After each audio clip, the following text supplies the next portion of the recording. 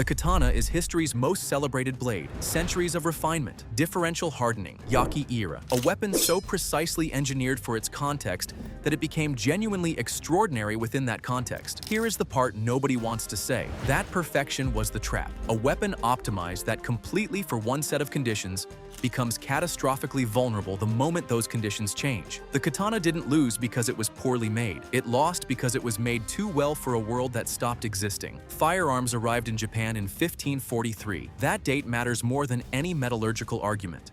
Because when Portuguese traders landed at Tanegashima with matchlock arquebuses, they didn't just introduce a new weapon. They introduced a logic the sword couldn't answer. Skill versus mechanics. Years of training versus weeks. Individual mastery versus mass production. The katana was brilliant. That's exactly why it lost. Start with what the katana actually was, not the mythology, the engineering reality. By the Edo period, roughly 1603 to 1868, the katana had been refined into something close to a perfect instrument for a specific problem. A differential hardened edge at HRC 60 or above, a spine that dropped to HRC 40 to 45, two-handed grip geometry, balance point close to the hilt for precise tip control. The entire design optimized for one decisive cut against an unarmored opponent before they can respond. In that scenario, it's close to perfect. The draw arc, the blade curve, the hand speed, all of it synchronized around delivering a single catastrophic wound before the engagement can develop further. That isn't a limitation. That's engineering precision. The problem is what happens when the problem changes. Japan encountered firearms on September 23, 1543. Two Portuguese merchants aboard a Chinese junk landed at Tanegashima Island. They carried matchlock arquebuses. The lord of Tanegashima, Tokitaka, purchased two immediately, had his swordsmiths reverse engineer them within the year. Within a decade, domestic Japanese production was widespread. Within 50 years, Japan had become the largest firearms producer on Earth. More guns than any European nation. This isn't a minor footnote. It's a decisive historical fact that dismantles the entire mythology. The same culture that elevated the katana to spiritual status recognized immediately, structurally, without hesitation, that guns were superior battlefield instruments. You can't square that with the mythology. The evidence doesn't cooperate. The numbers don't lie here. An archer could fire 15 arrows in the time a gunner loaded, charged, and fired once. Effective matchlock range sat at 80 to 100 meters, roughly competitive with the bow at distance. But a bullet penetrated armor that arrows deflected off. Training time collapsed. A farmer with weeks of practice could kill a samurai with decades of training. The math was obvious from the start. What happened next reveals more about Japanese politics than Japanese combat philosophy. The daimyo, with the ambition to see clearly adopted firearms immediately. Oda Nobunaga wasn't romantic. He was surgical. By the 1560s, he was fielding arquebus units in the hundreds. By the 1570s, thousands. The conservative lords who resisted guns weren't preserving culture. They were losing. The Battle of Nagashino in 1575 should have settled this permanently. Nobunaga deployed 3,000 arquebusiers behind defensive breastworks across a river. He organized them into rotating fire lines, one volley while the next rank reloaded. The result wasn't a battle. It was a demonstration. The Takeda cavalry, among the most formidable mounted forces in Japanese history, were destroyed. Elite horsemen bred for exactly this kind of engagement, shattered by coordinated mechanical fire from soldiers who had trained for weeks, not years, weeks. Takeda Shingen had written 2 years earlier that guns would become the most important arms and that spear numbers should be reduced accordingly. He was right. He just didn't live to see how completely right he was. Nagashino made the argument that no sword debate ever could. Here's what makes the next part remarkable. Japan didn't fail to understand firearms.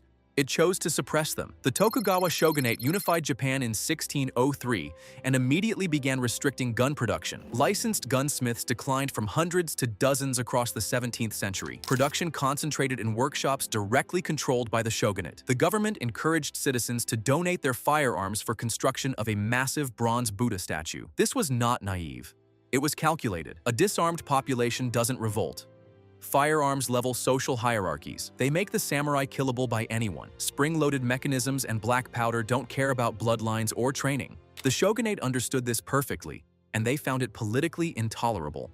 The sword got elevated precisely because guns were getting suppressed. This is the part that gets buried. The katana didn't become the soul of the warrior through organic cultural reverence. It became the soul of the warrior because a political class needed a weapon that only they could wield effectively. You don't spend a decade learning a matchlock. You do spend a decade learning kenjutsu, the paired swords, katana, and wakizashi became legally enforced markers of samurai rank. Strict regulations governing who could carry them, who could manufacture them. The sword school industry exploded across the Edo peace. Elaborate techniques with limited actual combat application, but enormous value as social currency. The mythology wasn't describing the weapon. It was justifying a class structure built around it, and that is before you factor in the economics. Firearms required sustained industrial infrastructure, gunpowder supply chains, continuous production, ongoing expense during peacetime. The Edo period brought 2 centuries without large-scale war, no external enemies, no pressure. In that environment, maintaining a firearms industry made no financial sense to the lords who would have paid for it. The sword and bow cost less to produce, lasted longer, required no consumables. Pure peacetime economics favored the blade. This is the piece that almost nobody acknowledges directly. The katana's dominance during the Edo period wasn't proof of superiority.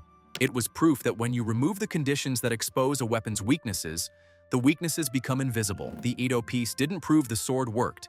It proved the sword worked when nothing serious was testing it. Then came 1853. Commodore Matthew Perry, 4 steam-powered warships in Edo Bay. The Japanese called them the Black Ships. The shogunate had no meaningful response. Naval guns that outranged anything in Japan. Iron-hulled vessels impervious to the conventional defenses the shogunate possessed. Perry forced treaty terms. He returned the following year with 8 ships to confirm the point. Japan looked at 2 centuries of deliberately maintained military backwardness and understood it immediately. The political shock was total. It wasn't just about Perry. It was about every conclusion that Perry's arrival made unavoidable. 200 years of sword culture against steam engines and naval artillery was not a competition. It wasn't even a question. The Meiji Restoration of 1868 dismantled the entire structure in under a decade. Emperor Meiji and the reforming clans moved systematically. 1871, feudal domains abolished. Prefectures established, samurai power base gone. 1873 conscription law, a national army of commoners. The samurais' military function eliminated by legal decree, their stipends slashed, their privileges stripped. The conscript army trained on Western weapons and Western tactics in months, not years. The same arithmetic from Nagashino, repeated 3 centuries later at national scale. Individual mastery loses to organized mass every time. The physics doesn't change. 1876 is the year that made it official. The Haitore Edict. The wearing of samurai swords in public banned, not restricted, banned. The symbol that had defined the social order for 2 centuries was criminalized by the same state that had elevated it. The economic logic was immediate. Swordsmiths lost their market. The katana went from military instrument to cultural artifact inside a single generation. Some swordsmiths pivoted to agricultural tools. Others simply stopped. The craft survived in reduced form through deliberate preservation efforts. But the weapon had been functionally retired by the government that had spent 200 years mythologizing it. The last serious attempt to reverse this came in 1877. Saigo Takamori, former samurai commander, led the Satsuma Rebellion against the Meiji government. His forces included samurai fighters committed to the old warrior identity. They faced the conscript imperial army. The outcome wasn't close. Conscript soldiers with modern rifles and artillery against swordsmen and traditional firearms. Saigo's forces were destroyed. He died on the battlefield. The Meiji government crushed the rebellion with exactly the kind of organized firepower that the shogunate had suppressed for 2 centuries. Saigo became a national hero afterward, celebrated for his conviction. But the rebellion itself proved the opposite of what his followers believed. The katana was a masterwork built for a world the Tokugawa had artificially preserved. When that preservation ended, the physics caught up immediately.